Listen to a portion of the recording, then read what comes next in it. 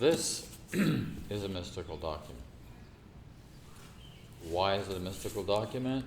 Because it's interesting. Actually, let me look on the very, very first page here of the course, where we start with the 50 Miracles Principles, and we see that principle number 3 says miracles occur naturally as expressions of love.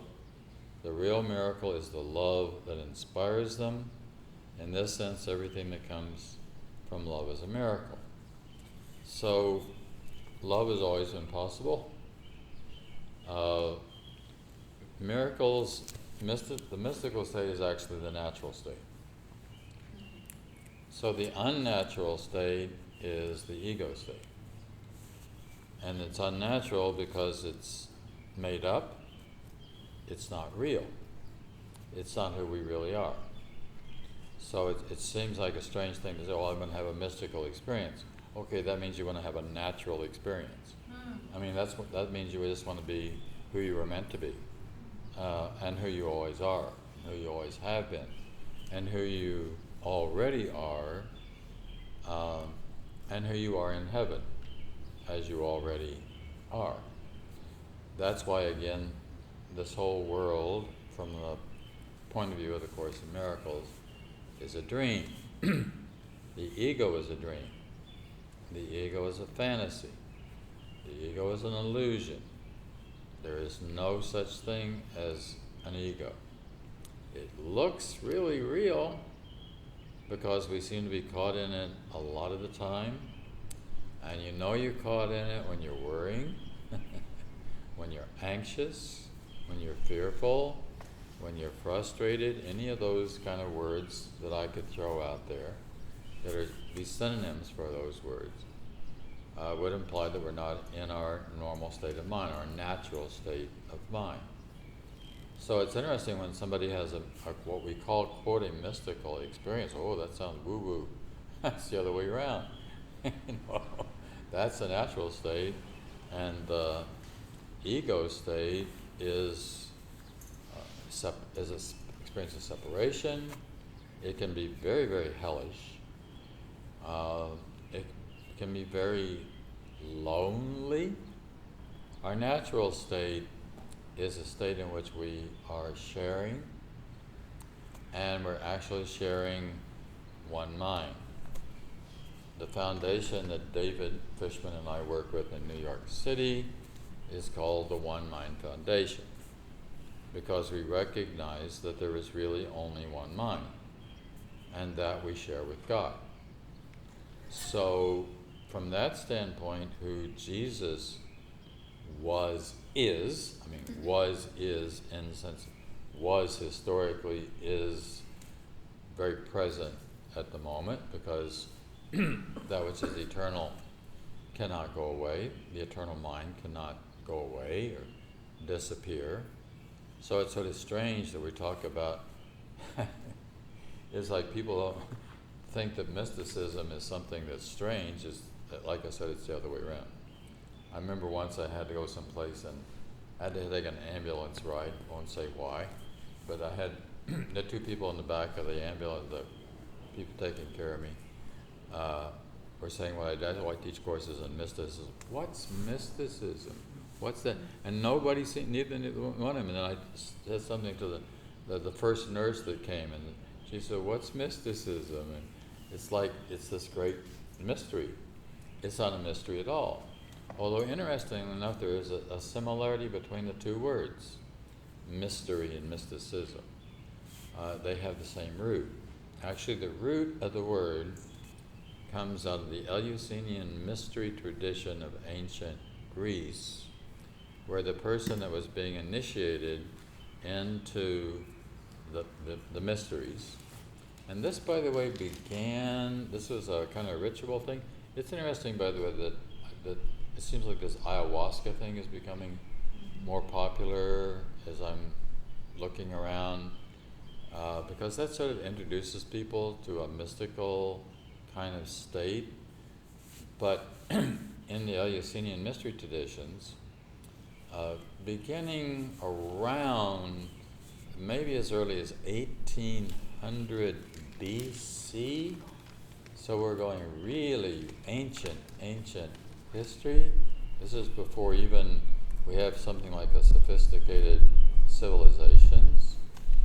There was this thing called the Eleusinian mystery tradition, which is in ancient Greece, and it was actually a festival kind of thing, which was held every other year. And if you wanted to be initiated into the Eleusinian mystery tradition, which really also meant, in a way, to have your eyes opened, to be able to see. And the Course would say that given our ordinary circumstances, we are sleeping all the time. So the Course says your nighttime dream and your daytime dream have a different form, and that's all. So you may say, well, I'm perfectly awake. I drive my car, I do it, well, you can drive your car. Everybody actually, when you drive, you know, among the Alzheimer's, we talk about driving is one of the last things that you lose. You may lose where you are at, but you still don't know how to drive. Because it's a habit. You know, you've been doing it's like brushing your teeth. You've been doing it so much, so many times, and so many, you just know. You turn, you stop when that says stop, and you go when you go. It's it's interesting that I was once hearing about an Alzheimer person who would take a walk every day. And the way he took a walk every day, he would walk out of his house, he'd walk 2 blocks to the left, he'd turn, go 2 blocks this way, turn and go 2 blocks this way, or 4 blocks, then turn and go 2 blocks this way, and then come back 2 blocks this way, and he'd be home. And he would never get lost. Because the routine was ingrained. This is the way to do. Well, a lot of us are shut in, she couldn't get out, so she had a full-time live-in nurse that stayed with her. She had her in her own room at the house, and so her job was just to take care. Her name was Mrs. Bose. So she had to take care of Mrs. Bose. And on several occasions, this nurse called and said, I think Mrs. Bose is dying, and I think you should come. So I could be there at the time that she died. And I would go, and Mrs. Bose would not die. And I must have gone 6 or 7 times, and she just didn't die. And then the day came when the nurse called and said, look, I think she really is dying. And I think you really should come be with her. And by the way, the people of the church really wanted me to visit Mrs. Bose because she was a major supporter of the church, right? So, but I didn't mind. I was happy to go see Mrs. Bose. I love working with the older people in the church. I could go off and talk about that, but I went to see Mrs. Bose, and she really was dying. And I'm standing by her bed with this nurse. Now, I might add, before I tell you the next part of this, that I think the training of nurses today is probably better. This is back in like 1972 or 3, somewhere along in there. And especially hospice nurses would have handled this situation differently. So we're standing by Mrs. Vosh's bed, and Mrs. Vosh starts saying, I want to go home. I want to go home. And this nurse said, nonsense, Mrs. Vosh, you are home. Meaning she was in her apartment in Brooklyn. Well, you knew what she meant. I knew. Actually, somebody told me this yesterday. I was giving a talk in Madison yesterday in this big old mansion of a house, and the mother, so to speak, was there, and she's 85 years old. And it's interesting, she came to me in the kitchen when I was by myself. This is a slight aside. She's 85 years old, and she comes to me and she said, I'm getting ready to go home. I want to go home now. And see, that was totally different. And I thought it was interesting that she caught me when I was in the kitchen. She didn't say it in front of her daughter, you know, and I put my arms around her and I said, have a good trip, hon. You know, enjoy the ride, you know, because what, you go say nonsense? This is not nonsense. And this is perfectly natural. She's 85 years old, and she knows that she's getting Alzheimer's. But she's early enough on that it's not dominant, and it hasn't really taken her. She can still read, things like that, right? Back to Mrs. Vosge. So, I don't think I would have done this if this had been a family member, but in this particular case, I thought the right thing to do. I turned to the nurse and I said, would you mind leaving us alone? I want to say some prayers with Mrs. Vosge. And the nurse stepped out of the room.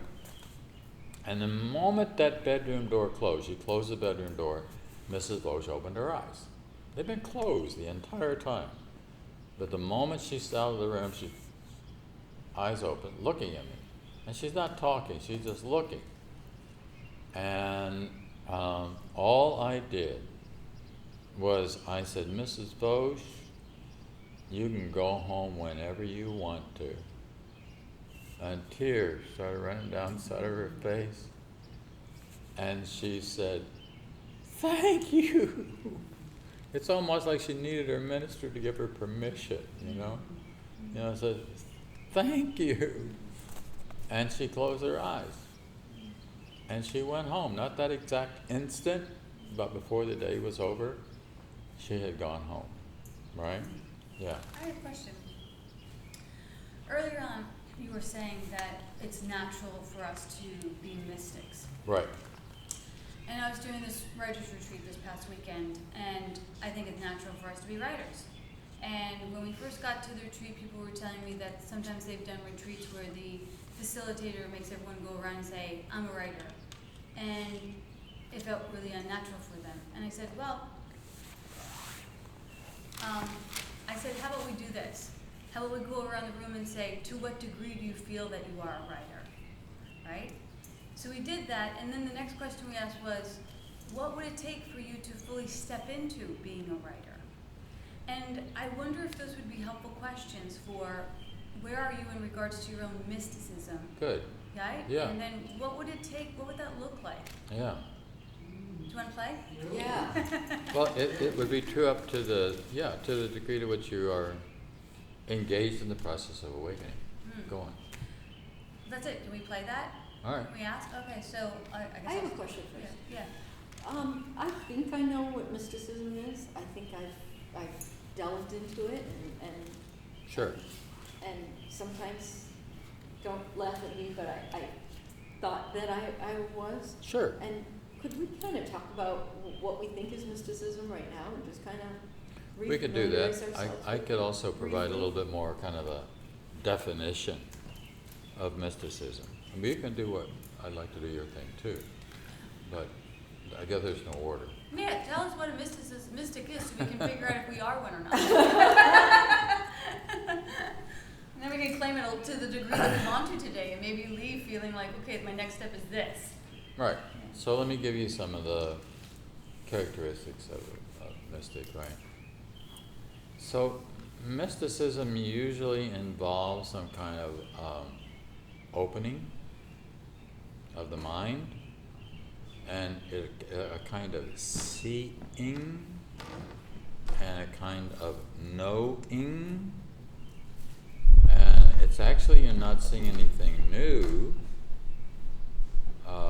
Let me show you with a first mystical experience, not the first, but a early on. And by the way, you may find this interesting as far as kids are concerned.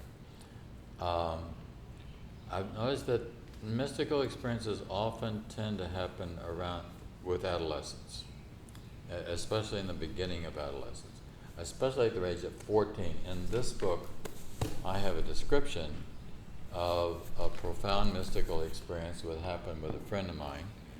Her name is Zhao Wang. She's Chinese, which happened when she was 14, right?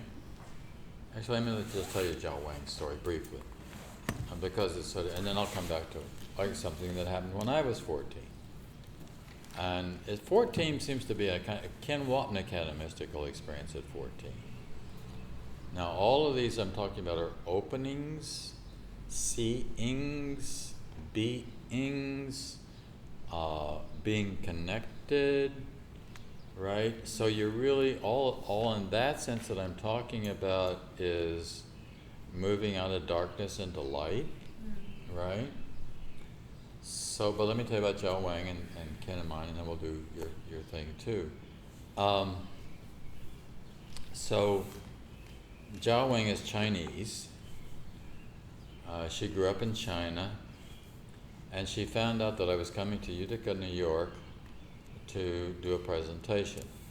She lives near Utica, and she she emailed me to start, and she said, I hear you coming, could we have talk? Could I have a session with you? And I said, sure.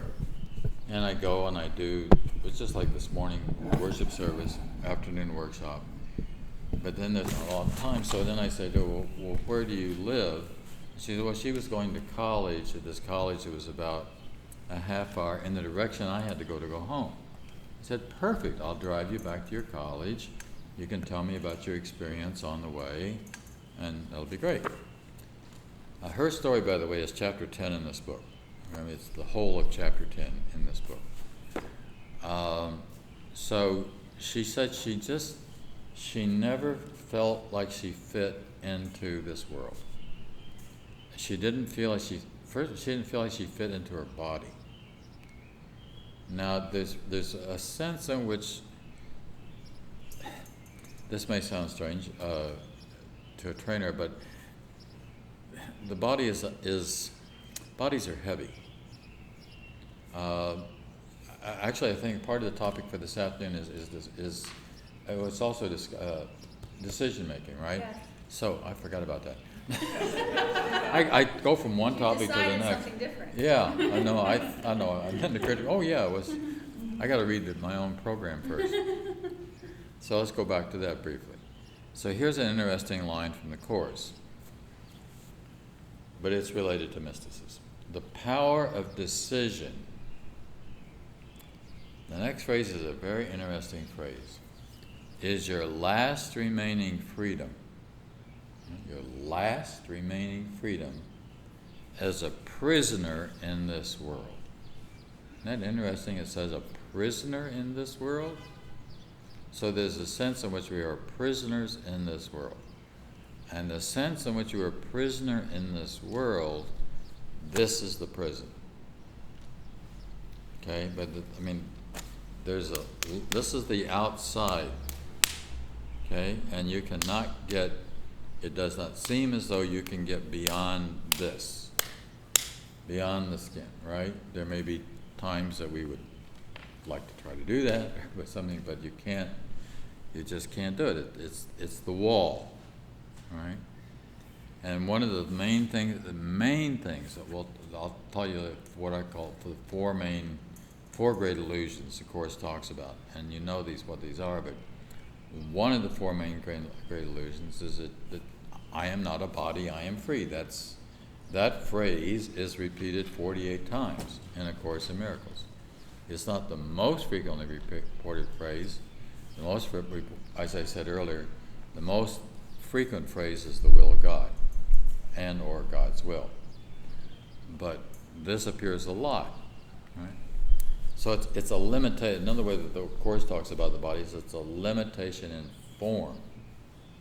So when we talk about something which is mystical, we are not talking about something that has form. But let me also say that we're not talking about something that we could see within the context of a form, right? So I'll get back to John in a second. One of the most typical mystical experiences, and I'm sure you've had this, I hope so, if not, but you have. Falling in love is definitely a mystical experience. I mean, really head over, I mean, giving yourself, when I first fell in love with my high school sweetheart, it was a wholly new experience. I had never had this. I love my parents, I love the farm I grew up on, I love the animals, I love nature, but this was something different. This was just like, I just want to give, just want to make her happy. That's the only thing, is just make her happy. Just, what can you do to bring joy into her life? That's really what we want him to be doing for everybody all the time. But it's also, there was a connection. There was a connectivity to that, right? We are one, it was like we were one soul. Now, unfortunately, this ended tragically. Well, first loves often do, you know. I mean, it's like, I was only 16 years old. And after I graduated from high school, I went to college. She couldn't afford to go to college. So the wolves, while I was away at college, the wolves moved in, right? She was a pretty and, you know, young and a waitress at a bar restaurant, so, you know, what am I going to say? But interesting enough, just it's like, we spent the day before, she ran away with a guy. And we spent the day together before she ran away, of me trying to convince her not to do this. And silly, stupid me, 19 years old, it never occurred to me she was pregnant. Because we had never done it. Right? And obviously she'd done it with another guy. I won't continue that. So when But- you have that kind of special love, the expected outcome is pain, because it's focused towards one specific point as opposed to in a universal way. So mysticism, if we have that kind of love for all things, it won't cause pain. Yeah, and the thing to do with in terms of what you're doing, talking about, is to be able to expand that beyond that specific. So the Course is really asking that we love everyone and everything. It's not necessarily in the romantic context, but typical experiences of mysticism, a lot of mystical experiences occur in nature. That shouldn't surprise us, right? But what it is that's similar about nature and romantic love, it'd be blending, merging, becoming one with. There's a quality of the mystical experience called the oceanic quality. And oceanic simply means that you blend. You become one with whatever it is that you're seeing, whatever your music. Ken Wapnick's experience at 14 occurred when he was laying on the floor in his parents' apartment in Brooklyn listening to classical music. And that carried him kind of up and out and beyond. And, well, music will do it. Music is one of the top experiences, right? Especially something like classical. Not that all music couldn't help to carry you beyond yourself. All right, let's go back to Jiao Wang and 14 and my experience. I haven't forgot the track. We may seem to go off, but there's a central theme here, really. Okay, so Jiao Wang is 14. She doesn't fit into her body. And nothing makes, she especially didn't like to see people arguing, like on the streets in China. There were things that bothered her, like dung, dog poop on the street around where she lived. Apparently they weren't as good about cleaning it up as, you know, some of the other. It's against the law in New York not to pick up your dog poop, right? You've got to do it, or you can literally get a ticket for not doing it, right? So she decides life doesn't make sense.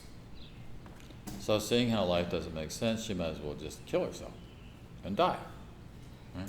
And interesting, a lot of mystical experiences happen around the point of suicide. Or they go ahead and commit suicide, and then we won't have no idea. Then it's another experience altogether, right? But on my bed, I don't know what, she said she was going to do it on her bed. What she meant, cut her wrist or take pills. She never explained that part. But rather than killing herself, she has an awakening, right? She has an awakening, and she doesn't sleep for the next 3 days or eat.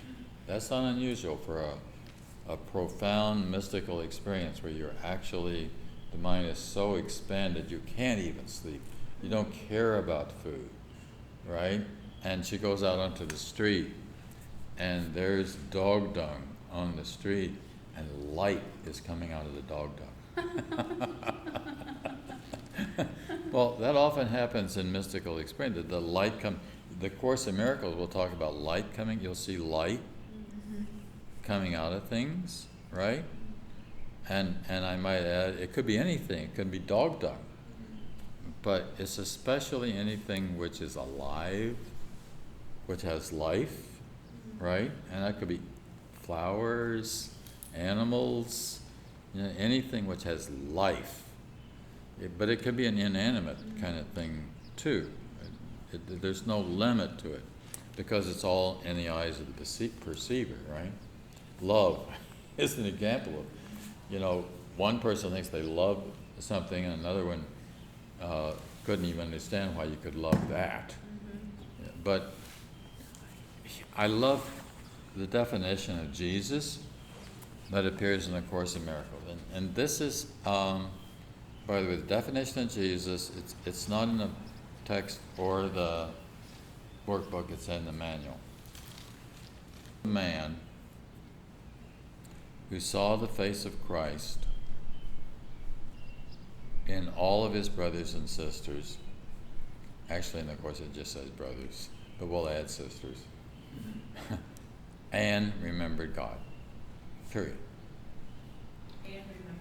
And remembered God. So Jesus is a man who saw the face of Christ in all of his brothers and sisters and remembered God. How did he remember God? By seeing the face of Christ. And so when you were doing the offering this morning, and I said, what goes around comes around. It's a boomerang effect. As chapter 21, the first section, projection makes perception, as a man perceiveth, so is he. So it's a matter of what we see.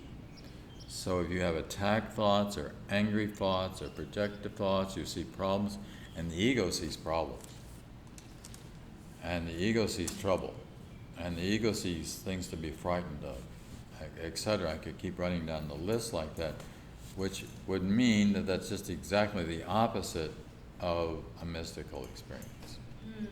Because that kind of experience, anger, if you're angry, you're blocking you couldn't possibly have a mystical experience and be angry at the same time, because what you're projecting is that you're finding fault with the world. You're complaining. If you're complaining, watch out for complaining, because complaining is on the other side of mysticism, right? Anything that involves that kind of projection of the world, which says it's bad, it's wrong, it shouldn't be, this should be fixed, and I can fix it. That's pretty weird. All right, let's go back to my 14-year-old experience. So I grew up on a farm in Missouri during the 40s and the 50s, and it was a wonderful time. It was very peaceful. The 50s, you probably know, were very prosperous, and it was just, and our farm sat on a hill, and there was nothing else around. There was just, you walk out, stand in the front, you look north, south, east, west, you see nothing but land and hills and trees. It was just like, it was beautiful, right?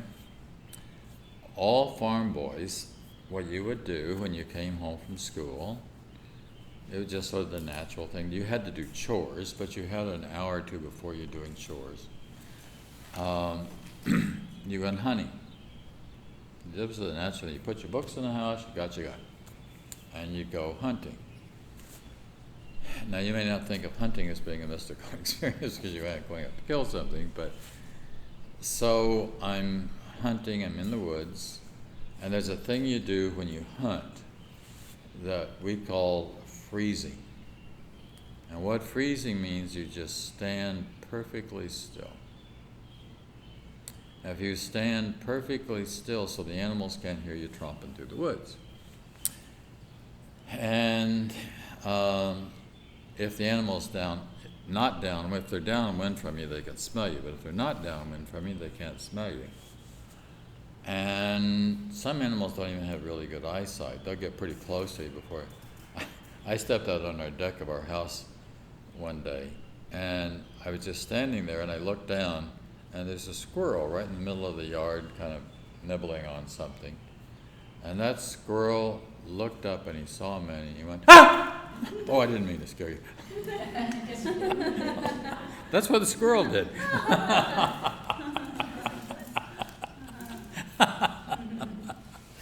He jumped, and at the same time, 5 other squirrels went up a tree. And I think what happened, I think he said something like, "Human!" You know, and all of a sudden all the other squirrels are up the tree. Well, back to you're quiet, you don't say anything, they don't see you necessarily, like the squirrel didn't see me until he looked. So I'm a kid, I decide to play a game. And the game is I don't exist. There's nobody here. And that's also an important part of mystical experiences, by the way, too. It's not being anybody special. You know, that, what was that line you told me last night, Chris, about, you know which one I'm talking about? Not the... You wrote them all down. I do, they're in my pocket somewhere.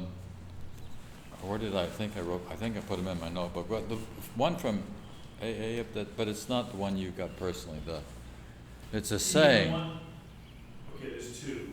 One is, I may not be much, but I'm all I got to think about. Yeah, that's it. That's it. You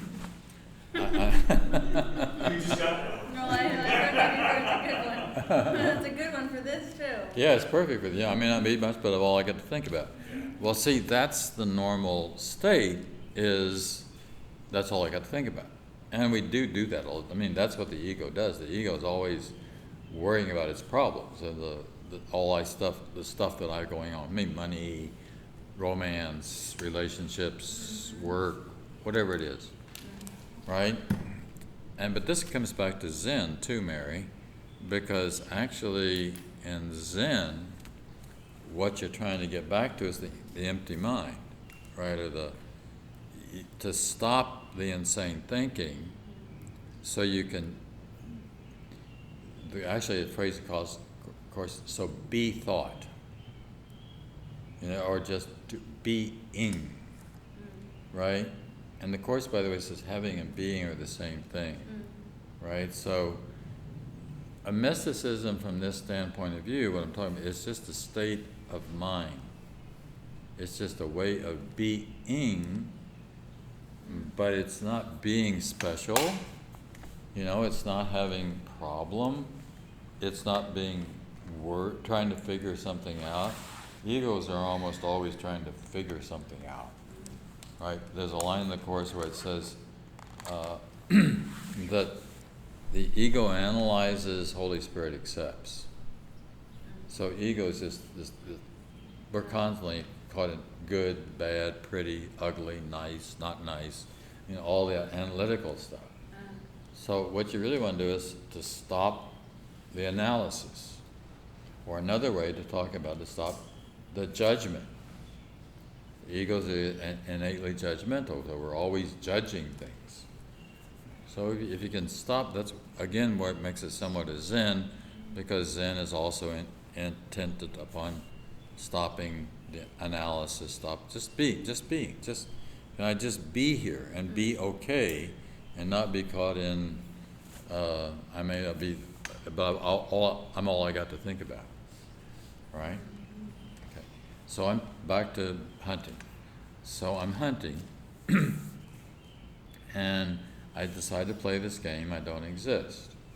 There's nobody here. There's no hunter hunting. There's no thinker thinking.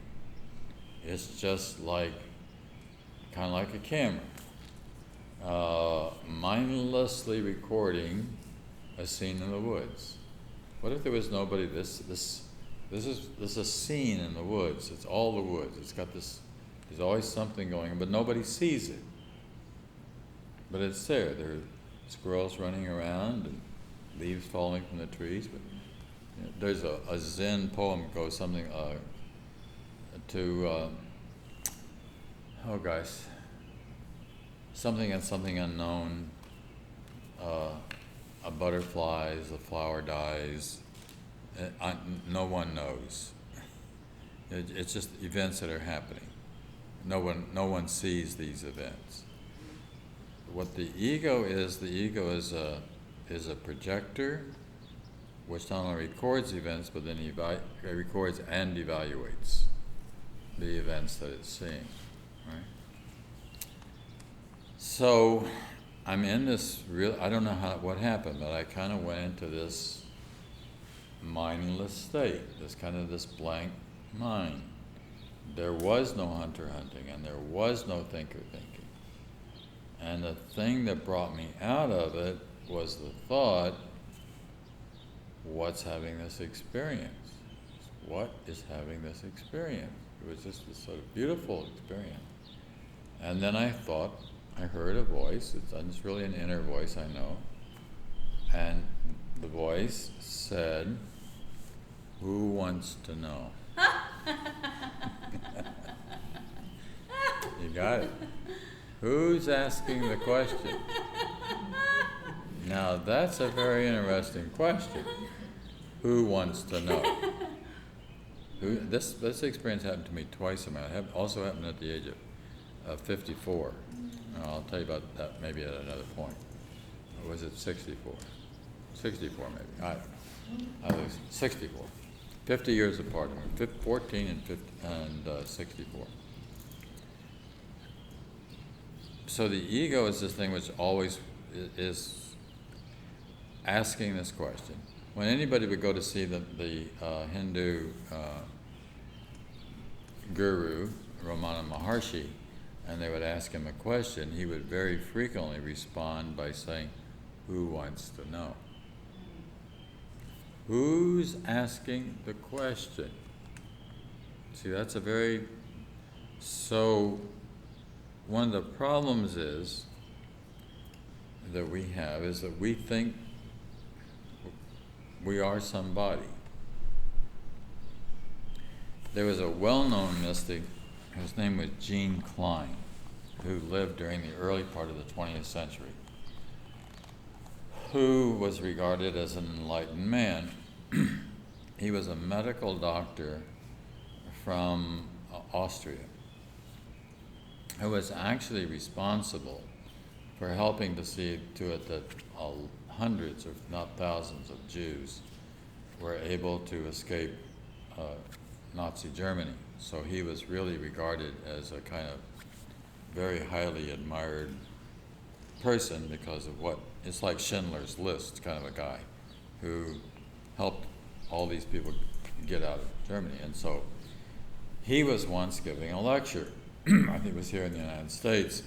And somebody said to him, a man in the audience, "You seem so calm and peaceful and serene. But me, I've got all kinds of problems and troubles." He said, "What's the difference between us?" And he said, "Well, you think that you are somebody, and I know that I'm not. It's very difficult being somebody. It's difficult having a name. I don't mean an ordinary name, but it's especially difficult being famous. Famous people have very difficult lives because keeping that ball in the air, have paparazzi chasing you around, poor Princess Diana didn't stand a chance in the world at happiness. I mean, there's just no way. I mean, she couldn't even disguise. People like Michael Jackson and others, it's just like they would try to disguise themselves before they would go out and, glasses and hats, and Marilyn Monroe's, By the way, I may have talked about this last time, but go on to YouTube and go to Marilyn Monroe last interview. It was filmed, and this was done 2 weeks before she died. And I can't remember if it was Look magazine or Life magazine, one of the two did it. This interviewer stayed with her for a couple of days and just kept asking questions. They kept telling me, well, pieces of this film are on YouTube. And what she says in there is that she does not know who Marilyn Monroe is. She says, it's something Hollywood made up. And then she says, but it's not me. I don't know what it is or who it is. She says, Hollywood made this up, and then she's crying. She's crying when she talks about it, and she says, and I went along with it. I let him do it. But I'm not a sex goddess. A sex goddess is a thing. I'm not a thing. I'm a person. I'm just Norma Jean. Norma Jean got lost in and to make it worse, the whole world supported the image. The whole world believed there was something called Marilyn Monroe, right? And held her up in this position. So she's calendar girl, she's all this stuff. But she couldn't just be herself. She couldn't walk out on the street again, right? Without, you see what I'm saying? It's much better, if you're going to be a mystic, be anonymous. And that doesn't mean you aren't known in some little way, but, not like that.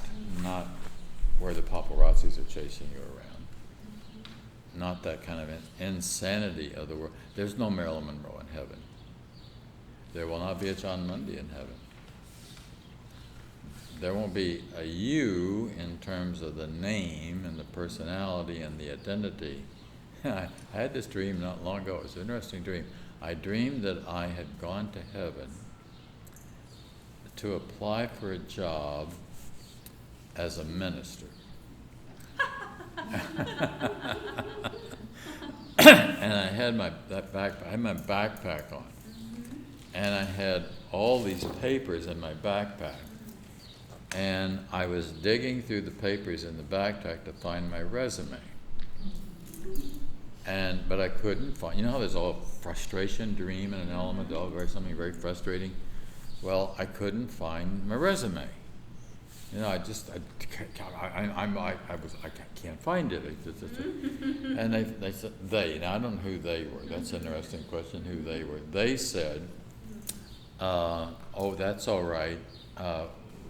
Resumes don't count here.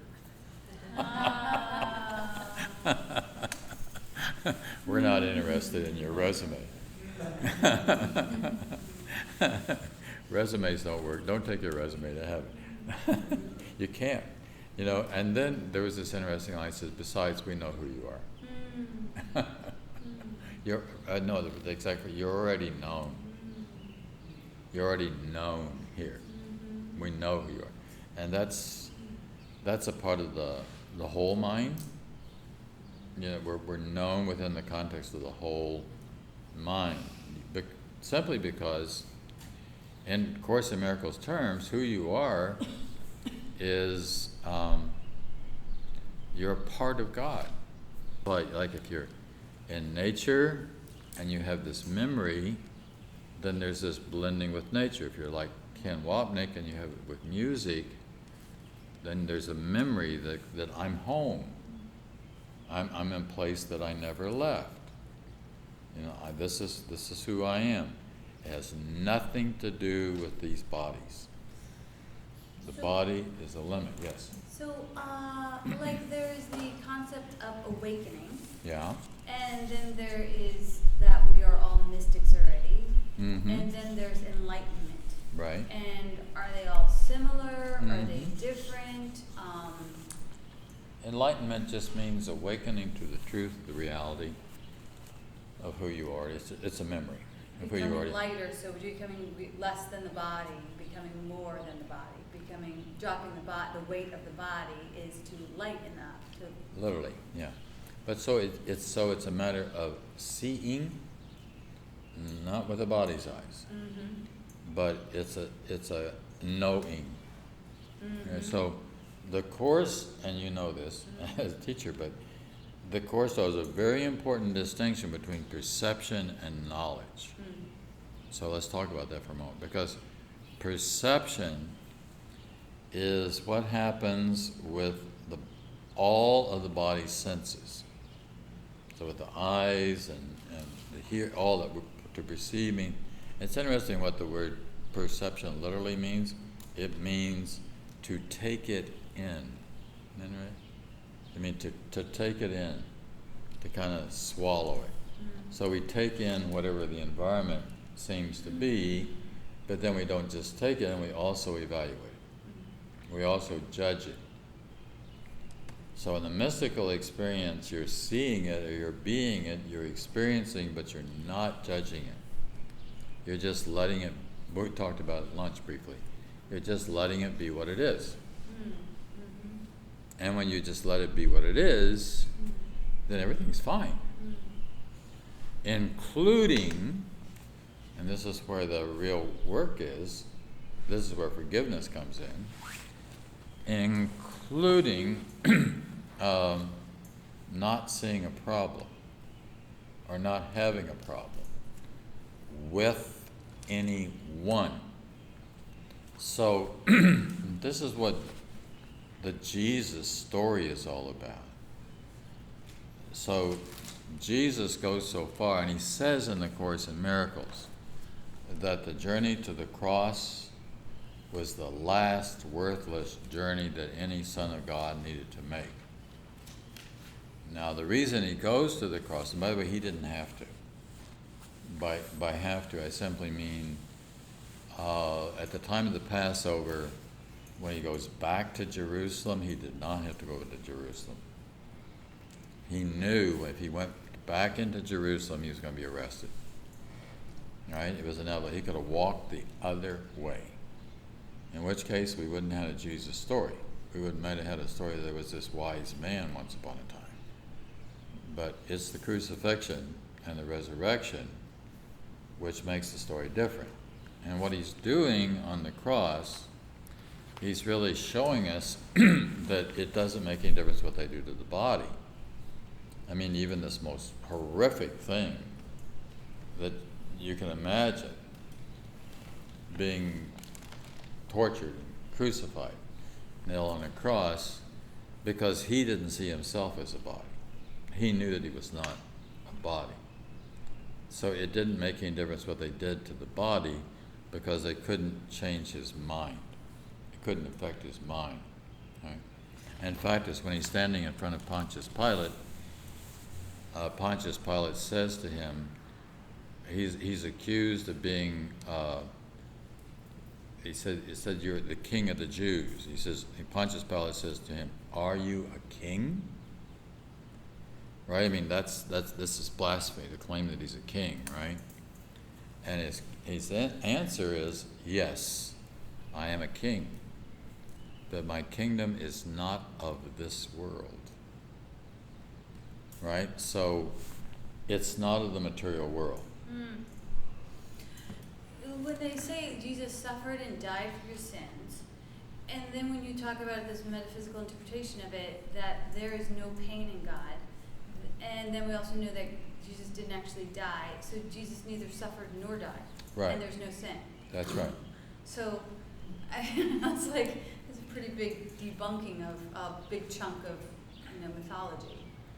Well, not just mythology, but really the whole crux of Christianity, and especially within the context of the Catholic Mass. Jesus in the Course in Miracles says, I don't want to share my body with you. The sharing, this is just my body broken for you, my blood poured out for you, and forgiveness of sin. That's what they say when they do that.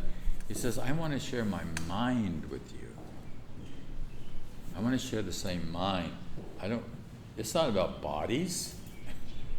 This is where the church went really off kilter by making the body. And so in the Catholic tradition, we not only have a cross, we have a crucifix. We have a body on the cross. And this is, I think, this really, it does confuse people. That's why I love it here, because we have like the happy Jesus. Yeah, you've got the two Jesuses here. So this is the Jesus and loving the Lamb. This is the loving Jesus, right? That's nice. And over here, of course, this is I stand at the door and knock. Yeah. Johnny, you in there? You know, in SpeakEasy, I call that our vegan Jesus, and that's our coming out Jesus. Actually, that Jesus is really from the Bible story. It's the Jesus who's trying to get in, but he's knocking. Will you let me in? I'm here. Knock, knock. So that's where we get to the rules for decision. Yeah, let me in. If you'll just let me in. But you've got to open the door, right? He's not trying to force open the door. He can't break down the door. You've got to open it to let him into your mind so that he can be your guest. What's the definition of Jesus? Before the afternoon is over, I'm going to get you to memorize it. What the definition of Jesus? Who saw his brother. No, well, a man who saw the face of Christ in all of his brothers and sisters and remembered God, right? So the trick is in seeing the face of Christ. Yes. So if I see the face of Christ, Right. then it boomerangs, and that's why the Course says the most basic law in the universe is the law of cause and effect. So as I see it, so does it come back to me. Now, the difficult part, and it doesn't have to be difficult, this is the part of the leap. Of course, it's easy to do it with the loved ones, all right? But I want to be able to do that with someone who's very different. I want to do it at someone who's of a different race, or somebody with a different nationality, or just totally opposite. Not opposite, but just different from somebody who's gay, somebody who's, that's not my experience, but there is their experience. But I have no judgment of that, right? Yes. That's the whole problem becomes the judgment, because the judgment unlocks the door. And judgment says we have a problem here. Well, you don't have a problem here. You don't have a problem unless you perceive a problem. You perceive a problem, you got a problem. But otherwise, there's no problem, right? So it's very simple in that sense. Any questions at this point? All right. So the whole crux of the Course is changing our minds so that we can see what we're talking about here. But it requires practice. It requires a lot of practice. Because that's why we've got 365 lessons. And why we keep going over it and over. And by the way, I highly recommend, I'm sure that you've done this or you're in the process of doing this, that once you get the workbook done, start over. It's so beautiful. Huh? It's so beautiful. Oh, it's absolutely Every beautiful. lesson, I'm not even doing my second year, but every lesson, it's impactful, right? And then when we do the review, like those review sections, they remind me of a whole different lesson. Yeah. For a whole different lesson. And the whole course reminds me, I lived in San Francisco for years and I love the Golden Gate Bridge. And if anybody knows any insight, of course, wanted to know the history of the bridge as much as I could about it, because I just thought it was such a beautiful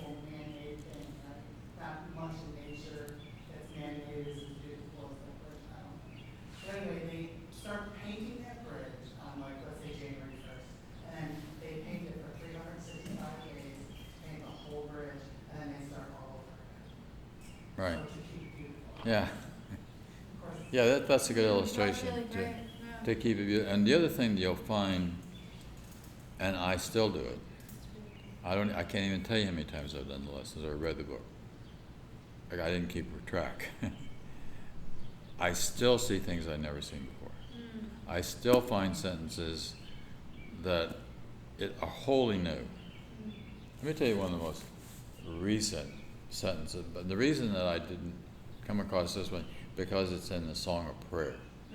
Now, the Song of Prayer is the last booklet that Helen wrote. She wrote this in 1977. Actually, I remember Ken telling me on the phone, I said, is Helen writing anything else?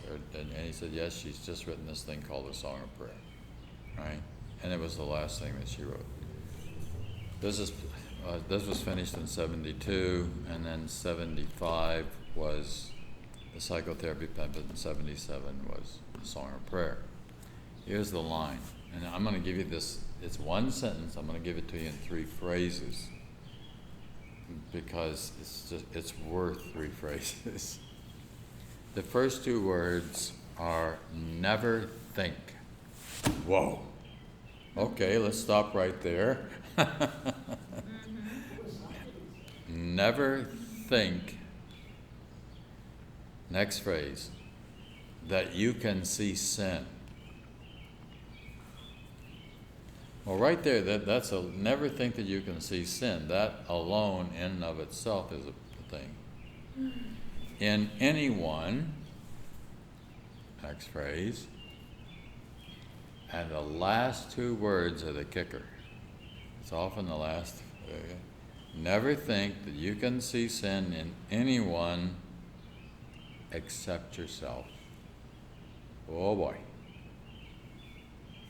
Never think that you can see sin in anyone except yourself. So it's in you. You are seeing the sin. Now, that doesn't mean that people don't do things wrong. That doesn't mean people don't make mistakes, even things that we would call sin, right? But if you know this, the story, Jesus does not see sin in anyone, right? Do you know the story of the woman taken in adultery? The story of the woman taken in adultery. It's very simple. They bring this woman to Jesus, who has been caught in adultery. By the way, the guy is nowhere mentioned. It's just the woman who's been taken in adultery.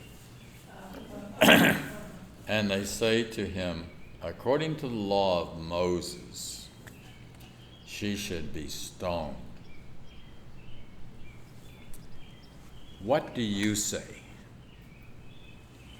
And there's this great line Jesus says, let the one who's without sin cast the first stone.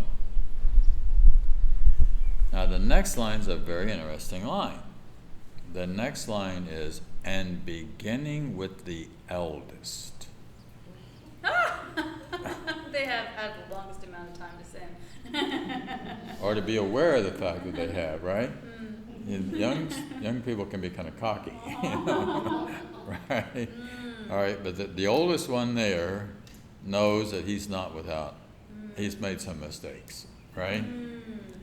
Beginning with the eldest, they drop their stones and begin to walk away until they are all gone.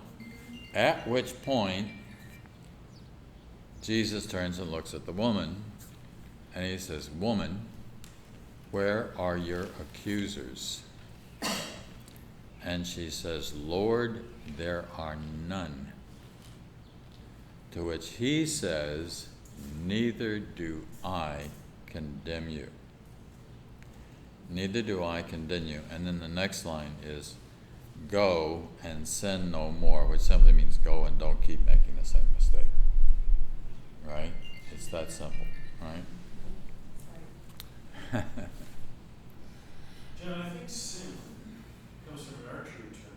It does. Which means Mrs. Monroe. Right. Right. But you let's talk about that. Go ahead. Well, I just, it's a little bit different, but, you know, teaching on Miracles Life 365, there's a woman who teaches with me, and she's Jewish, and she has sometimes a resistance against giving credit to Jesus for channeling the work. Right. And so she likes to say, why did Helen Schuchman say this? And I'm like, because she was taking notes, okay? Like, how many times do we have to say it? Like, she was channeling it, you know? And so I look at this woman's resistance to have an intimate relationship with Jesus, and I get to look at my own, you know, resistance on having this intimate relationship with Jesus. And I never really understood why I didn't feel like my guru, my connection was the Blessed Mother. And I never understood why I didn't have this real, I mean, Jesus loves you, this we know. I mean, we've had this thread through our CCD and Catholic, but I think there has been great damage to my own psyche because I watched the crucifixion every freaking day of my life and saw Jesus die and suffer and felt guilt over it and was perpetuated to the guilt of Jesus. And so part of that kind of made me feel like, I mean, Course in Miracles is completely undoing that, but slowly. But I feel like, and I don't want to blame a organization, but the church really did not do any service to the gospel of Jesus. No. It literally went against the gospel of Jesus. And he Right. said, like, there is no sin, go, I forgive you, I don't condemn you, I don't condemn you. And yet, you know, I felt very condemned and very guilty. And Sure. so I kind of held this relationship separate and went to the Blessed Mother because the Blessed Mother just seemed a lot more gentle. Right. That's good. No, it's the, you know, I studied church history quite a bit, and there's no doubt about the church really went off on this. A good part of what the Course in Miracles is about and for is correcting that error. Which also means, by the way, that traditional Christians do not like A Course in Miracles because they're sticking with this law or this principle, which actually got made up by the church. And I mean, and it didn't even exist during the first several hundred years of the church. Well, yeah, I mean, even when we look at how some theologies are like into righteous war, when it clearly says they shall not kill. Yeah. Like that's not, there's no, except for when you want to get someone else's property. Like there's no there's no condition on that, like you don't kill. You know, Right. and yet we have like Yeah, philosophies and religions that are like, let's vote this way or vote that way for, you know, I know. it's We went- just so polluted. Yeah, we went way off base, which is why we have this correction. And I think it's also one of the reasons that the churches are dying.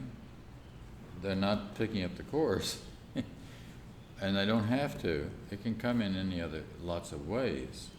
There are certainly Christian theologians who have understood that this was a veering off from the truth, right?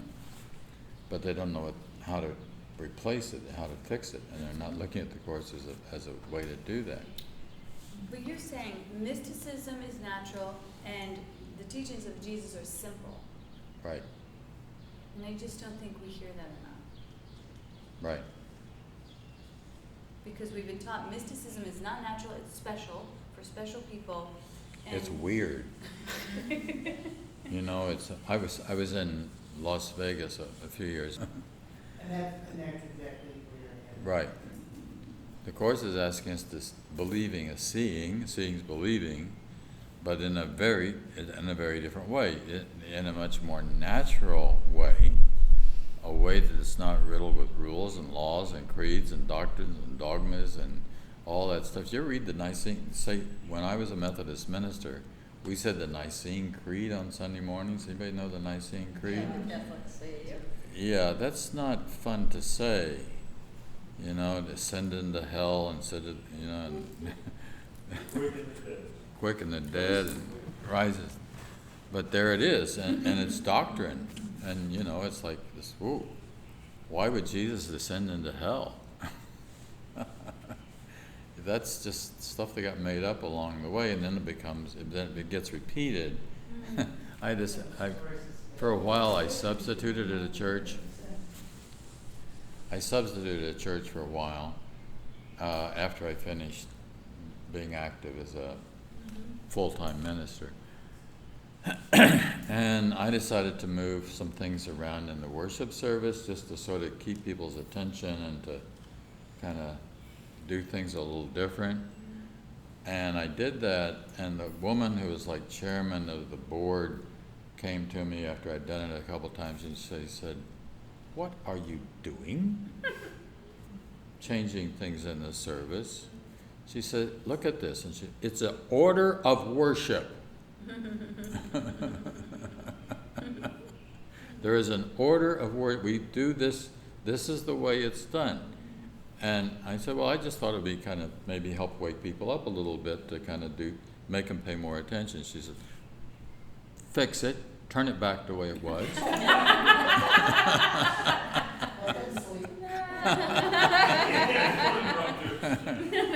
said, okay, you're chairman of the board. We'll change it back the way it was. I don't feel like fighting you on it.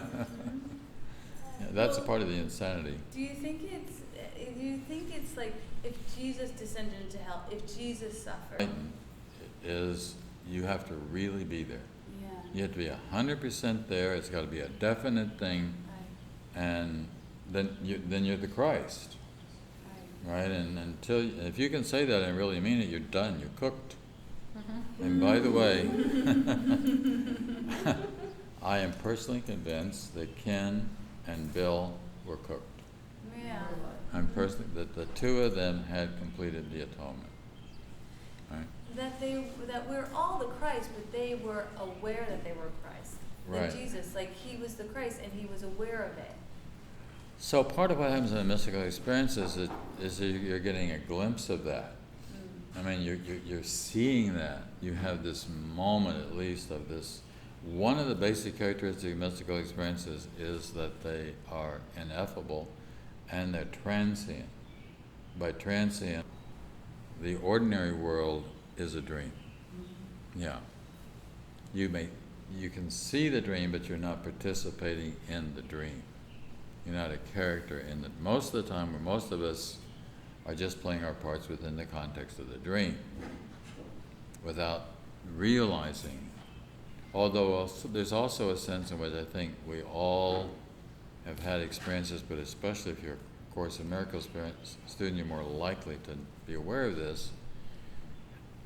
You're aware of the dream. You know this isn't it. This is not reality. This isn't the way it's supposed to be. Right? And then you see the dream. You're kind of lucid dreaming. You see the dream within the context of the dream. And so much of life is like that. There's this kind of, you ever know this kind of diurnal process that we all go through? You go to bed. You get up. You brush your teeth. You have something, then you go through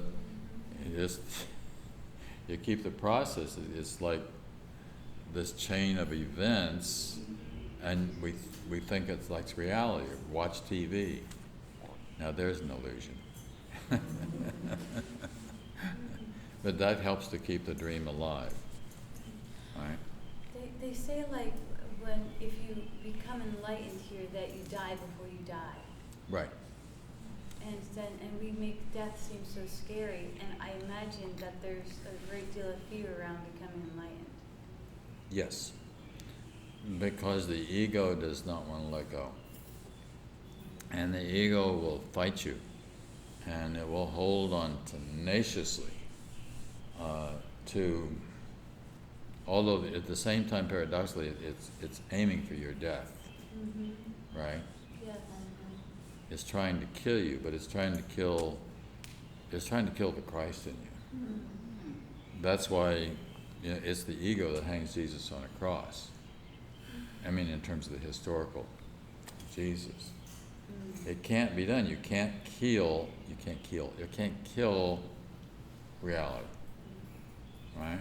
Which is why, by the way, you should never be afraid of an illusion.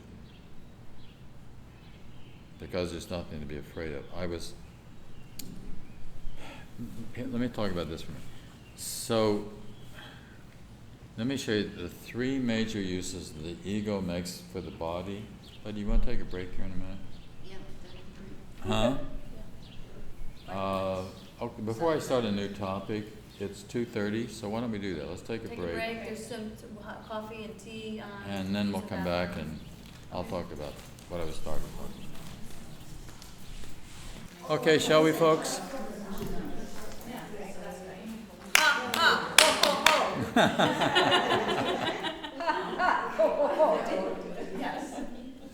I often do. Children!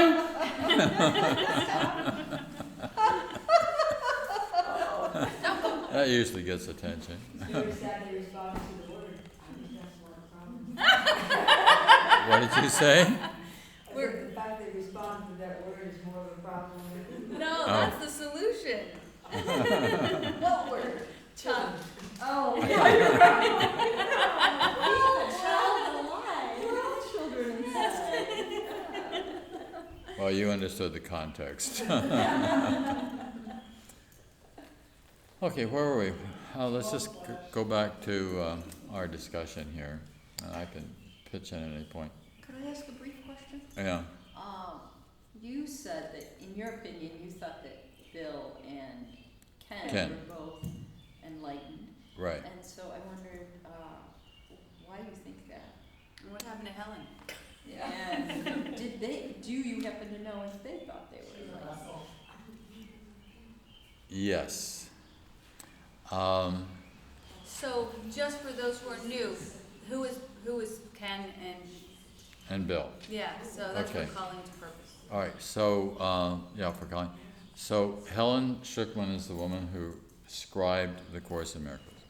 She was professor of psychology at Columbia University in New York City. So we're talking about very prestigious Ivy League university, all right? Her boss was named Dr. William Thetford, who was head of the Department of Psychology at Columbia. And this is going back into the mid-60s.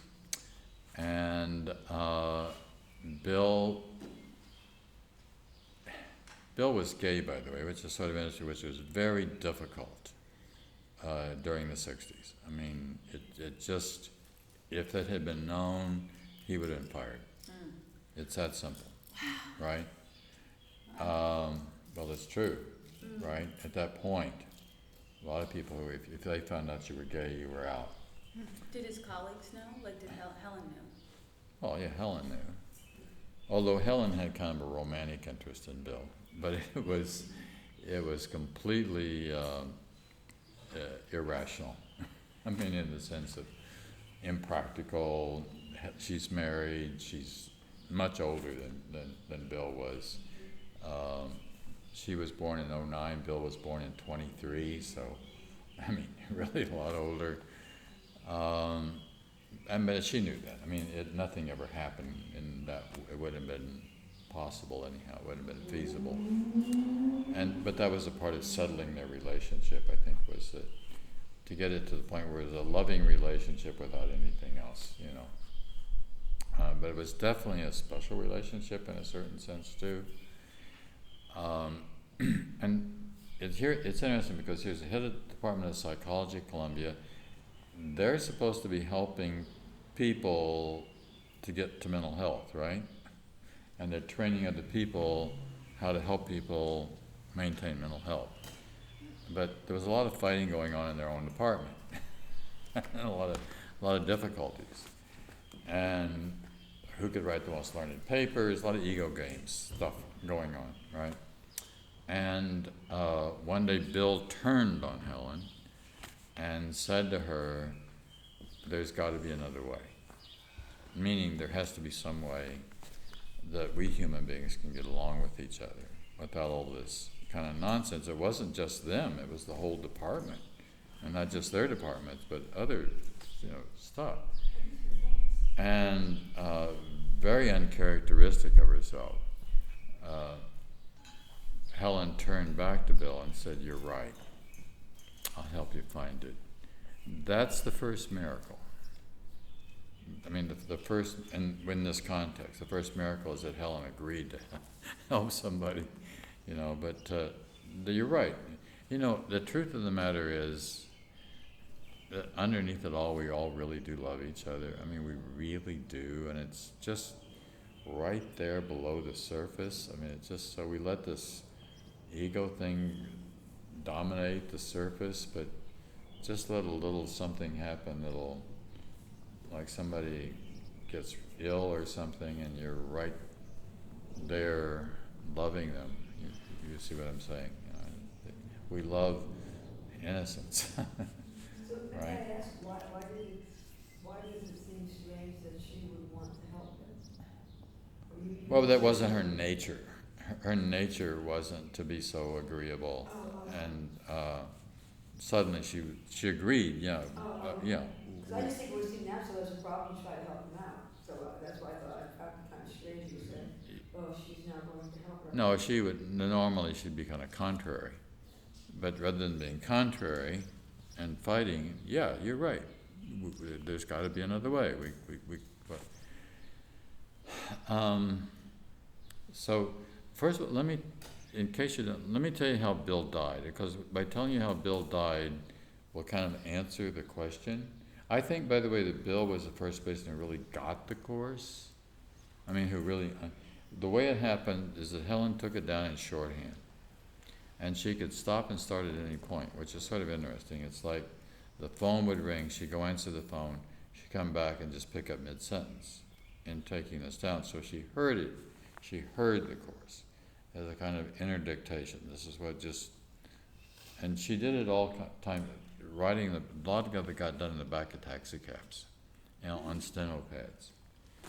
Helen lived on East 17th Street in New York City and worked at Columbia, which is 168th Street West Side, and she didn't like to take subways, right? So she would take taxi cabs, and she could afford to. But just think how long that, and Bill and Ken deliberately got an apartment catty corner across the street from Helen, and then Bill and Helen got, Ken was a psychologist, got him a job at Columbia, which really meant that the two of them that were then commuting together from Murray Hill to the Upper West Side, back and forth every day, and think how much work got done in the back of taxi cabs, right? What? Yeah. It's like Yeah. quadruple the distance almost. Right. But you never know. Sometimes I still drive in the city, and sometimes you can get around pretty good. You never know. New York City's got this unique feature. It's got synchronized stoplights, and if you get on 3rd Avenue and you get that synchronization going, you can go for 30 blocks without stopping. If it's got, you got to catch it right, and nothing gets away. But I've done it several times, especially late at night.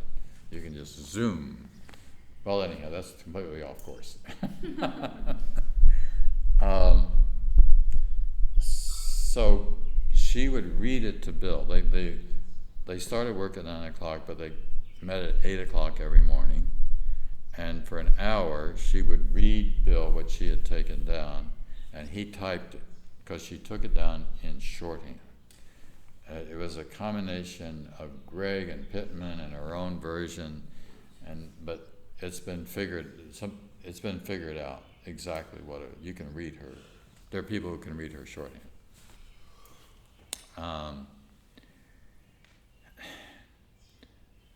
So I think Bill, as I said, was the first to really get it. Helen was a little contrary, as I said. Bill was a minimalist. So a minimalist, the less the better. Live very simply, nothing in excess. And one of the things that he did with his money was he just kept putting it aside, and didn't own anything fancy, no cars or anything like that, just. And one day a friend of his who was in finances said, do you mind if I look at your portfolio situation? And he did, and he says, you have enough money put aside, you could retire early if you wanted to, right? And I mean, like at 55, right? And he thought, well, that would be cool, So he did. He retired and he moved to Southern California, gave up suits and ties and started wearing blue jeans and being able to be a gay person without any trouble, without announcing who he was, being with friends that he could be with. Interesting, he would sometimes attend Course in Miracles study groups and not announce who he was. Wow. Or sometimes he would, but he wouldn't try to run the group or anything. He just was like a reference that was there for them. So Judy Whitson, Judy became the publisher of the Course. Judy was a good friend of mine pre-Course. So was Marianne Williamson, by the way. Pre-Course we knew each other, several years before the Course, beginning in 73. So Judy decided to have a 4th of July party on July 4th, 1988. And she invited Bill up, and Bill flew. He lived in Southern California. Tiburon, which is outside San Francisco, is where she lived. Bill flies up the day on the 3rd of July, and he comes to her house, and she said he was particularly effulgent, and there was something different about him. As a matter of fact, she said he started dancing around in the living room, clicking his fingers, going, "I feel so free. I feel so whole. All my relationships feel so completely healed and whole." Can you imagine doing this the day before he dies? The day before he dies, I feel so free, I feel so whole. All my relationships feel so completely healed and whole. That night he goes out to dinner with a friend named Catherine, and he tells Catherine, he says, "I'm cleaned out through and through." Right? This is the day before. I'm cleaned out through and through. There's no unfinished business. Really, very interesting thing to say the day before you die. Well, Right. not really. Huh? In a sense, it's almost as if everything that he needed to do on earth was done. Well, that's what I'm saying. Right, but I mean, it's like normally he wasn't sick or anything. There was no indication that he was going to be leaving the next day. That sort of thing. But he was done. That's what I mean by cooked. And the next day, Judy thinks, well, maybe I'm going to better go get some more chicken for the grill and some more corn for the grill and stuff. She says, "Bill, why don't you go with me?" And he says he liked to take a walk every day. He says, "No, I like to take my walk." He said, "I know where the grocery store is. It's about a half mile down the road. You go, you shop, I'll walk. And by the time you've got your shopping done and stuff, I should get there about the same time, and I'll ride home with you." So Judy's backing out of the driveway of her home, looks in the rearview mirror, sees Bill beginning to go on his walk. Bill died instantaneously. The life just went straight out. He went straight down, just like that. It just so happened, there are no accidents, right? Chance plays no part in the universe. There was a doctor standing in his yard next door, clipping his hedges on his day off, sees Bill die, and immediately runs to him. And they later just said that his heart literally just kind of blew up. Now, Bill had rheumatic fever as a child, so he had a weak heart to start with. And in fact, when he was 14 years old, there's something about 14, there really is, or 15, or that whole 13, 14, 15, long in there. 14 seems to be the apex on it. He had to stay home. Because he stayed home for the whole year and did not attend school, during which time he spent most of his time reading, and so much so that when he went back to school, he was able to be promoted to another advanced class because he'd surpassed the people that had gone to school.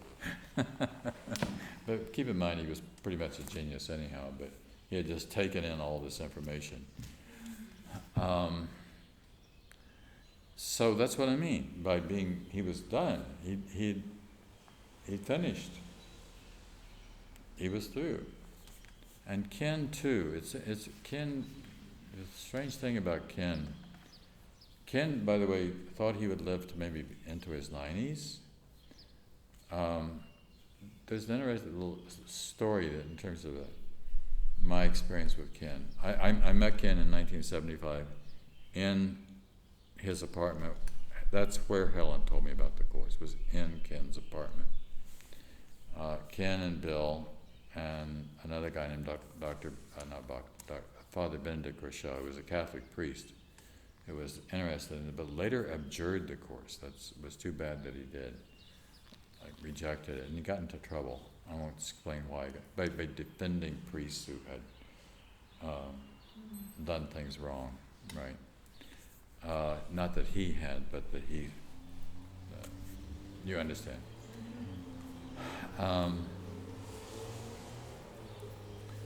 So Ken, every other year from 2000 up to a couple years ago, I went to Southern California every other year. Beverly Hutchinson had a conference every August, and she invited me for some reason every other August. So on the odd years, I would always go, and I would stay and go around and, like I'm doing here in Chicago now, visit different people in churches and such. And 2011, the last time I saw him was 29. Remember, we had a nice session together in 29. 2011, I was out there. We were supposed to have a session and go and have lunch. And the day before, I got a call from his secretary, Elizabeth, reading me a note over the phone that Ken had written, asked her to read to me. And in the note, he apologized, but he was going to have to cancel our lunch date because he had to go have emergency oral surgery. Now, I don't know what that was all about, but I never knew Ken to be a sick a day in his life, right? But here he got old, just older, just like we all do. We're all, we all get older, and so there was something happened in his teeth, right? So 2 years later, 2013, I'm out there. We have a lunch date planned. And the day before, I get a call from Elizabeth. This is a repeat of 2 years earlier, reading me a note that Ken had written for her to read to me. And in the note, he's apologizing for once again breaking our lunch date. And he said, the note said, he grew up in Brooklyn, right? When I was a kid growing up in Brooklyn, I loved to play baseball. He said, and I rarely struck out. I know this is strike 2. There won't be a strike 3. He's right, there'll never be a strike 3. There'll never be a third pitch, right? But I have to cancel our date because he needed to go to the doctor to find out. I think he'd already been to get more diagnosis of why he had this pain in his life. And it turned out that he had stage 4 lung cancer. So that was on August 15th, 2013. He died on December 27th of 2013, so it's very short. I mean, just between August and December, he's gone. When you get stage 4 anything, the chances aren't very good. But don't you think it's amazing how, because I might have interpreted there won't be a strike 3 as meaning I'm really going to make sure that I don't have to, do something similar to you again, every 4. But yet life may have said there's not going to be a strike 3 because you're not going to be here to even have a chance to strike out. No, he meant the way you're saying it in the first instance. I mean, there was no indication of anything like. I didn't really think Right. That's exactly what happened, right? So, but yeah, I got thinking about it. Ken wrote 34 books in 34 years. He published hundreds of recordings, CDs, which now are all, of course, MP3s, and he had just completed the complete analysis of the text. He had earlier completed the complete analysis of the workbook in terms of writing out the analysis of the whole thing. So I guess in a way you could say, what was next? I mean, he had done it all, right? And I think he was done. I think he'd completed the assignment, so to speak. He could have kept teaching, but he would have been just kind of begin to repeat himself. So he didn't sleep or eat? Pardon? He didn't sleep or eat, you said? What? He didn't sleep or eat. He I did. mean, to accomplish all that, and plus he was teaching, wow. That has taken I think that's a really good question, because it's when we have the cloak of fear and resentment and judgment, it's hard to squeak any kind of creativity out. But when you begin to drop all that static, things flow through you so easily, it's like breath. Well, I will say one thing about that, though, that Sue may find interesting, that I find interesting. But one of the things about this Alzheimer's research that I've been looking at, a lot of stuff, there's a lot of emphasis on the importance of getting like a full 8 hours of sleep every night, right? Sleep is key. For the sake of your whole being. Ken only slept 6 hours a night. He slept from 10 to 4. That was it. So he's up at 4 o'clock every morning. He would have a half day's work done by the time some of the rest of us are getting up, right? So he would begin, I think, the day by writing, right? So he was out there. He would have a lot written by 8 or 9 o'clock in the morning, right?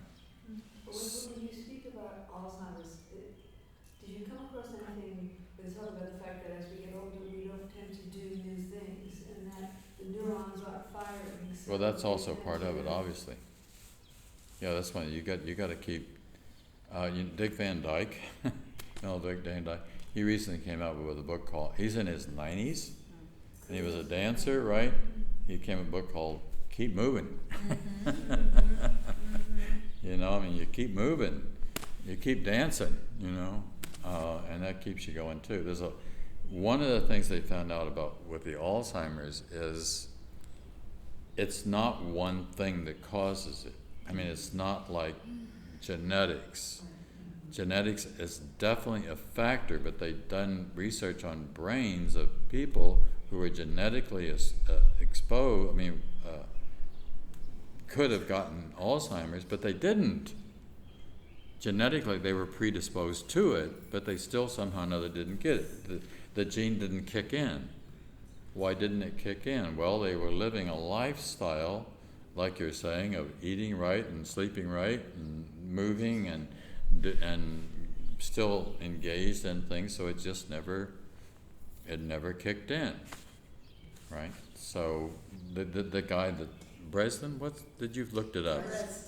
Bresden has identified 36 markers of things that can begin to stimulate and it depends. You're going to have more than one of these that are stimulated, but if there are a lot of them are stimulated, then it's not very good, and especially if the genetic one is. But you can even postpone that, so to speak, right? Yeah. So she gave us the history, which I appreciate, even though I knew some of it. But getting back to Mary's question, Yeah. you said that Bill and Ken, you felt were Done. enlightened. Why did you think that? Well, they were incredibly peaceful. Kind of egoless. I mentioned this to Chris last night. on several occasions, Ken was asked if he would write his autobiography, because the more well-known this whole thing got, and that he was, and he always answered the same way. He said, "It's not about me. It's not about me." That's an interesting response, right? It's not about my story. It's about the message of the Course. And he was simply here as a teacher to help us understand the basic message of the Course. The foundation, which he started, the foundation for A Course in Miracles, still exists, and they're still producing his stuff. Unfortunately, it's kind of gone. I mean, it's just kind of being run as an office now rather than a center, but it still exists. Did any of these people have children? Yes. Scotch. Bill did not have children. Helen did not have children. The answer is yes and no with regard to Ken. Ken was married before, and he did have a child with his first wife, but she did not play a role in his life as an adult. She went in a different direction, so I don't even know who she is. Why do you ask? Oh, that's a good question. I'm not sure why I asked, but it just struck me about hearing about them that I suspected they didn't, because they seem to be very Right. self-absorbed. Well, busy. Yeah. I'm about self-absorbed, but Course of, What have we done? course of, Nothing for 20 years, right? You took care of your children in a sense. well, Chris, yeah, taking care of kids, as you notice, is a lot of work. Yeah, And and there's a lot to also, do. I feel like taking care of yourself helps take care of your children. And so I have done a lot during the time that I've raised my children. Right. You And- have. Yeah, but I think that wasn't necessarily a thing that people think is appropriate, or that I didn't carry some guilt around. I mean, we have wars between, the working mother and the unworking mother. Like, who gives a fuck? Like, just do what brings you happiness. If you're a happy mother and you're working outside the home, then that's important. If you're a happy mother and you're in the home, then that's important. So just Right. be happy. They had done a study and they found that the only women who were unhappy were women who wanted to be in the workforce, who were home, or who wanted to be home, or, women who were doing what they wanted to do. But if you were not doing what you were, what you wanted to do, you were going to be unhappy. But it is very scary having children, because where's the line between you and what you need versus what you want to give them? Right. In a way, Ken was Helen's son. I mean, number one son.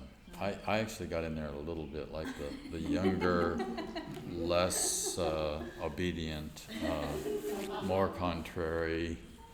So you think, was it maybe more of a mother-child relationship more than a romantic kind of a, With Ken and Helen? right, or did I get the wrong people? I'm not sure. Yeah, with Ken and Helen, it was more of the mother-son. there were a lot of years between them, Oh yeah, there were a lot of years between them. like 30. Between 09 and 23, what's the difference between 09 and 23? That's what you said between Bill and Helen. That's When right. you were talking about Ken. Ken was born in 42. Yeah, so Right, so, 09 to 42, she was 40 years older than him. right, but still could play, I mean, obviously a mother. John, I just looked Yeah. something up. I thought that Bill Thetford was a whole part. He was actually born in Chicago. What? Bill Thetford. Yeah. And he died on the 4th of July. In fact, he died on his 65th birthday. Which is, I'm kind of left that piece out. That's why the party was being held. It was not only the 4th of July, it was also Bill's birthday. Who was he visiting in Tiburon? Pardon? Who was Judy he Whitson. Pardon? Her name is Judy Whitson. I was Judy Scutch when I first knew her. Judy Scutch Whitson. She kind of kept her first married name as well. She was the publisher of. Judy was the publisher of the Course. As I said, I knew Judy before the Course. We were both part of two different organizations in New York. One was called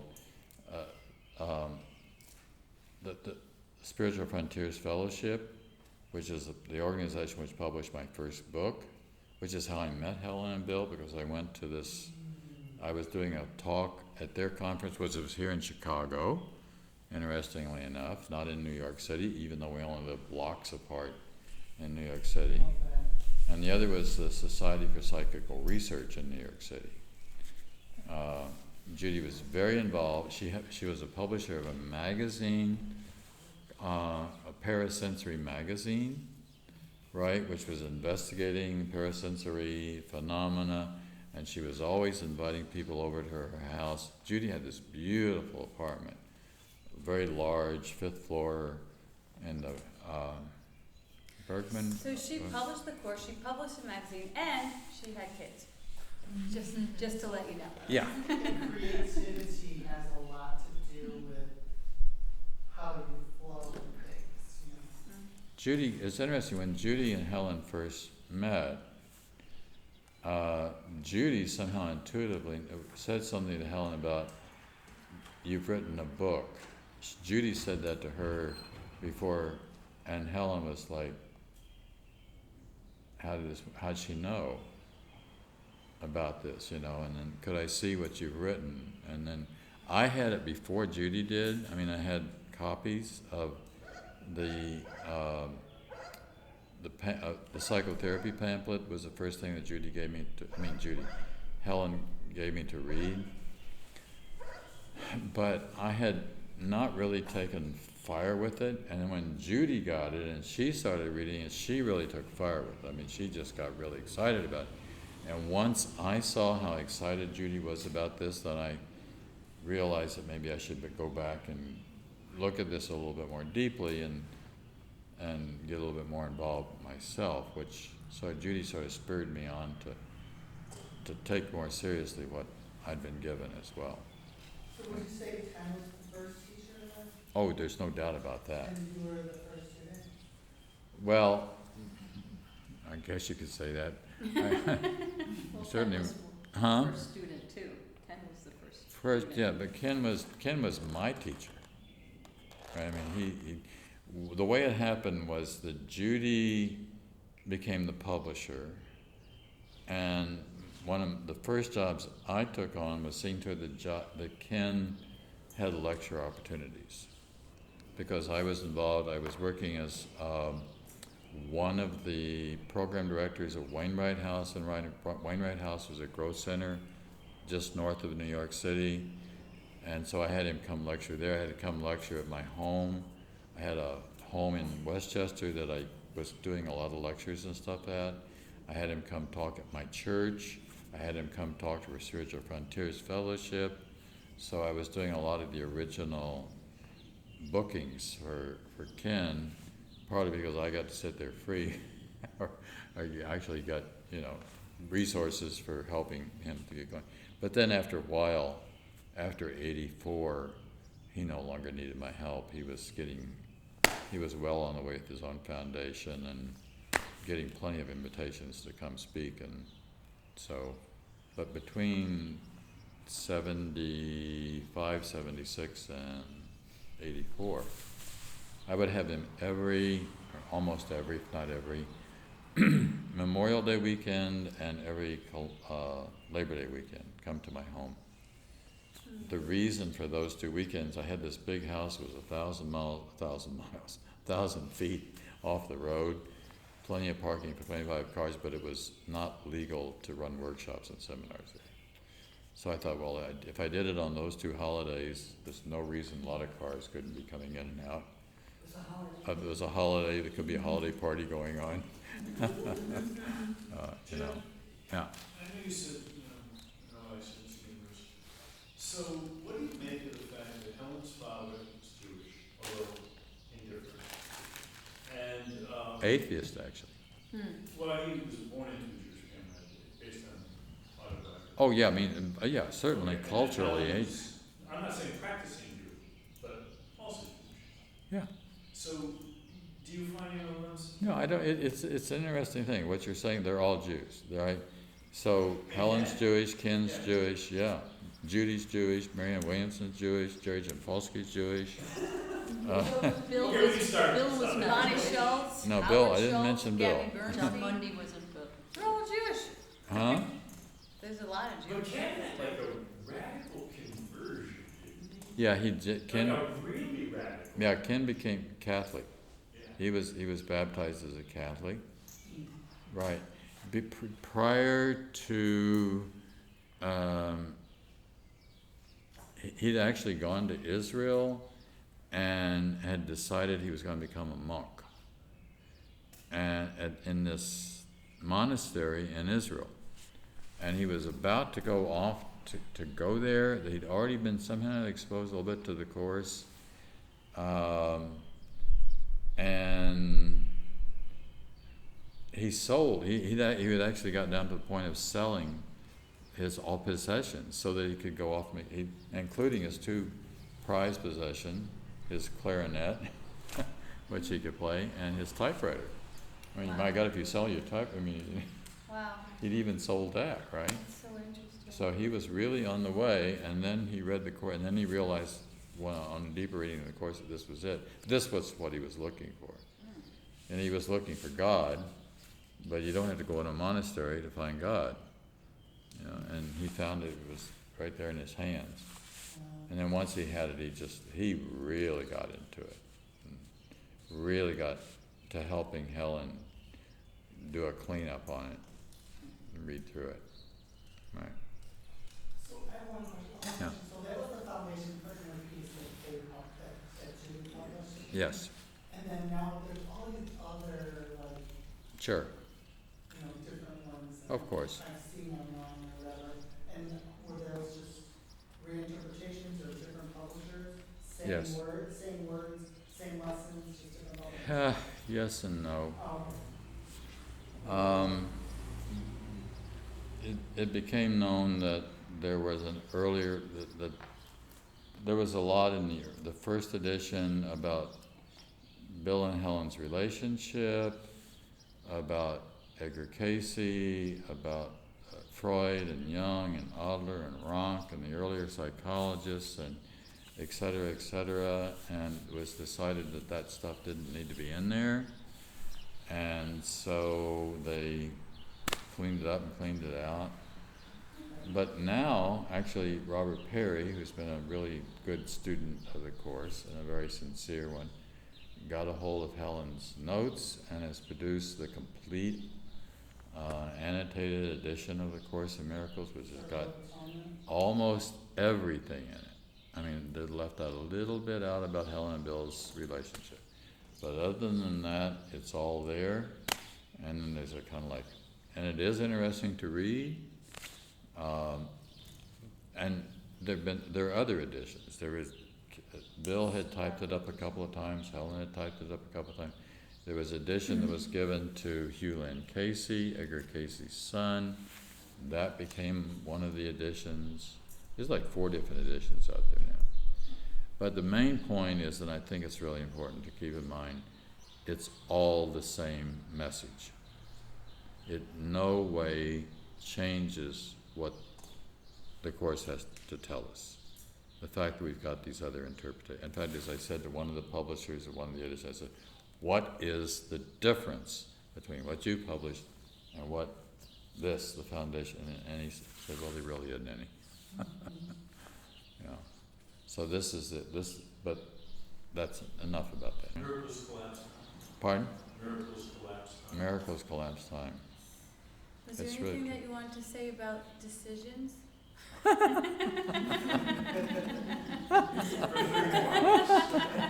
that Funny you should ask. Yeah, it's really important.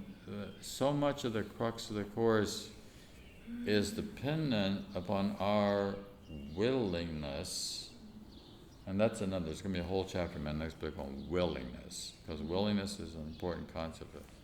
Willingness to make the decision, to have the willingness to do this. I mean, to do the work and to take it seriously. If I could use an AA comparison, it's the willingness to actually do it. I mean, to actually drop the alcohol, right? And to actually start living another kind of a life. Well, this is a little different in the sense that we're talking about not dropping something. We are talking about dropping something. We're talking about dropping the ego.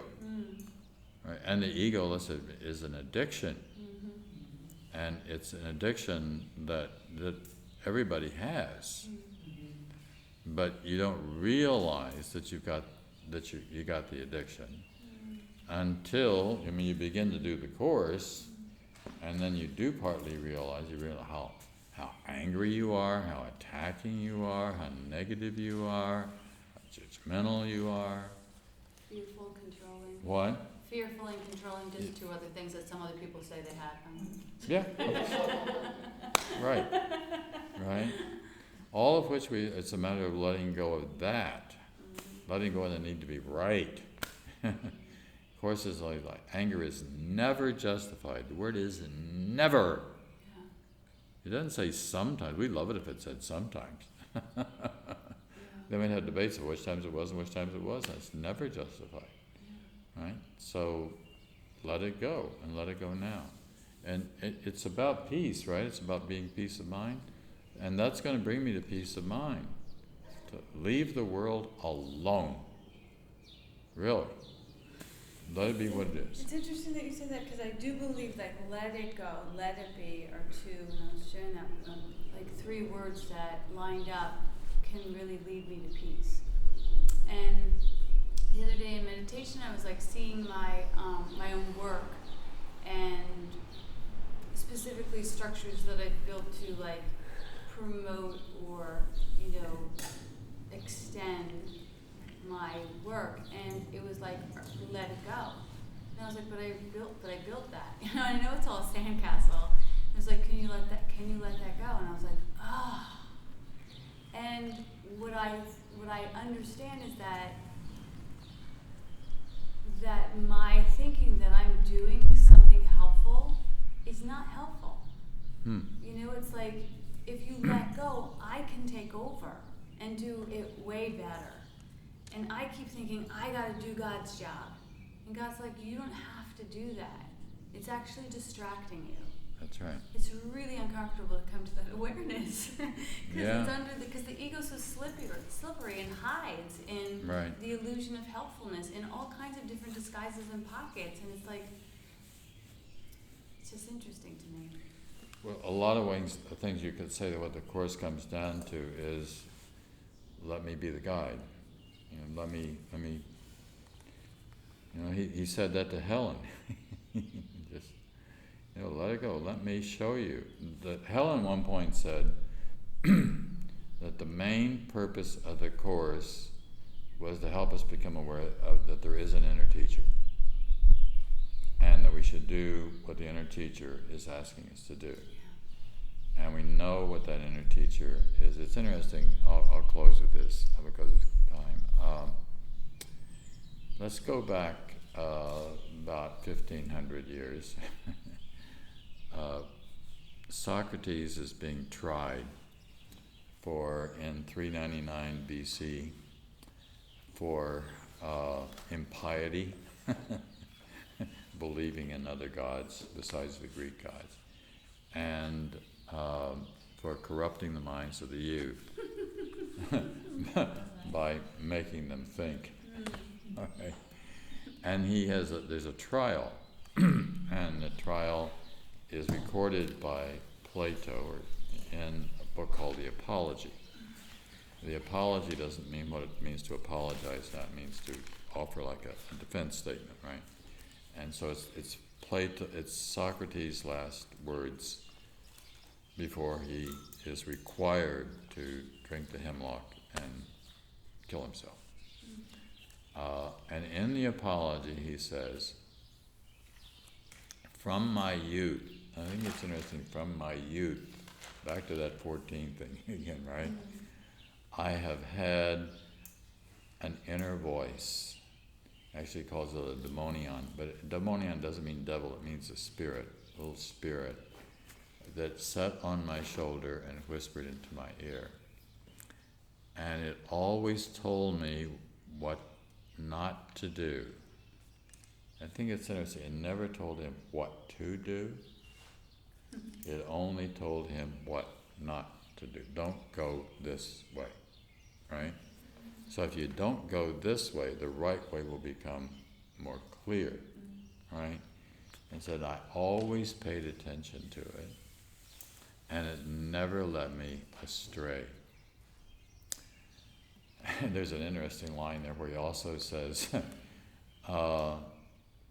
if I had not paid attention to it, I would have gotten involved in politics, and you would have had me up for trial a long time ago.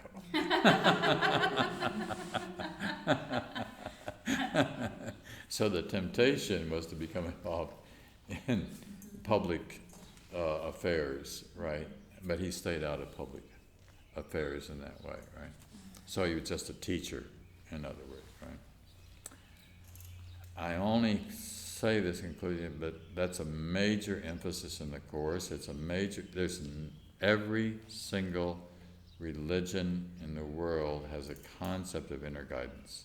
An inner teacher. In the Course, we call it the voice for God, or the Holy Spirit is the other phraseology for it, right?